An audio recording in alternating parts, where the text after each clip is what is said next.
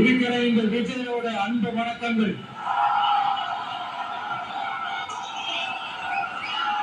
இந்த கப்பல் இருந்து வந்து இறங்குற இந்த பொருட்களை எல்லாம் விற்கிறதுக்காக அந்த காலத்துல அந்தி கடையெல்லாம் நாகப்பட்டினத்துல இருக்கும்னு கேள்விப்பட்டிருக்கிறார்.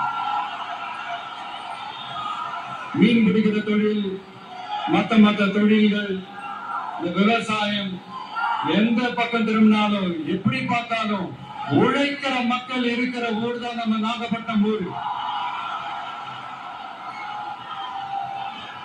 மத வேறுபாடு இல்லாத, அனைவருக்கும் பிடித்து போன,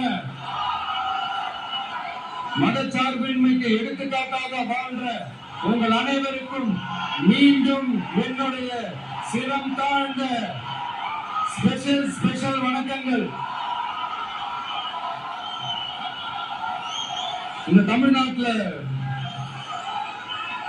இந்த மீன் ஏற்றுமதியில 2வது இடத்துல இருக்கிறது நம்ம நாகப்பட்டினம் ஹார்பர் தான்.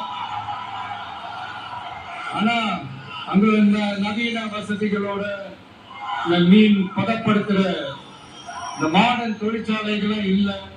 அது மட்டும் இல்ல, இந்த அடிப்படை வசதிகள் கொண்ட இந்த வீடுகள்லாம் இல்லாம ரொம்ப அதிகமா இந்த குடிசை பகுதிகள் இருக்கிற ஊரு நம்ம நாகப்பட்டினம் ஊரு தான்.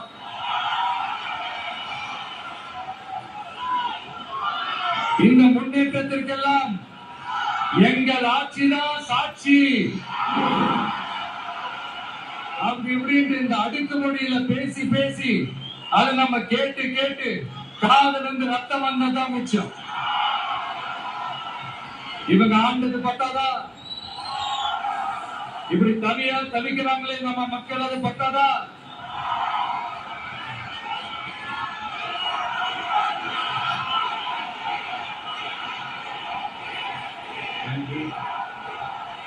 தேங்க்யூ.